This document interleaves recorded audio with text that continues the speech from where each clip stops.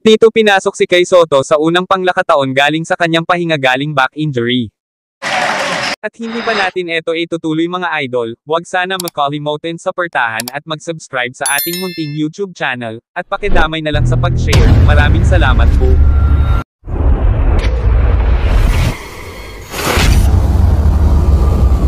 What's up mga idol, nandito na naman ulit si Jomil Tech at ang kanyang mahiwagang cellphone. May kunting update na naman tayo tungkol sa practice game ng Gilas Pilipinas versus Ivory Coast. At napakaganda ang ipinakita ng ating Gilas Pilipinas sa kanilang closed doors practice, at dito makikita ang unang pagbabalik ni Kai Sotto sa paglalaro ng basketball galing back injury.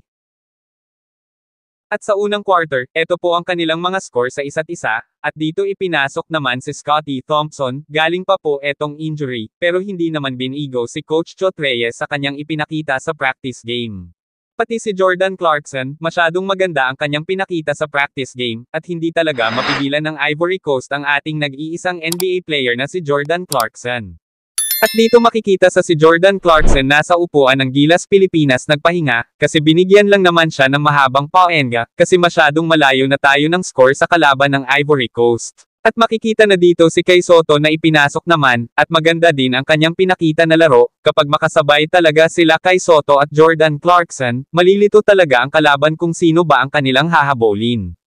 Ito po ang kunting video na nasagap natin mga idol.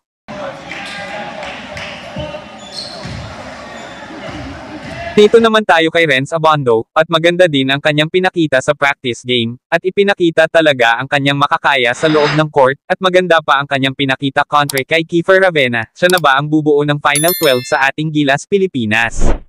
At ito po ang final score sa kanilang practice game. Congrats pala sa buong players ng Gilas Pilipinas, at hanggang dito na lang po tayo sa ating munting YouTube channel mga idol, at maraming salamat pala sa walang sawang panunood sa ating munting YouTube channel. Sana hindi kayo makalimutan sa portahan at mag-subscribe sa ating munting YouTube channel mga idol, at maraming salamat sa inyong lahat.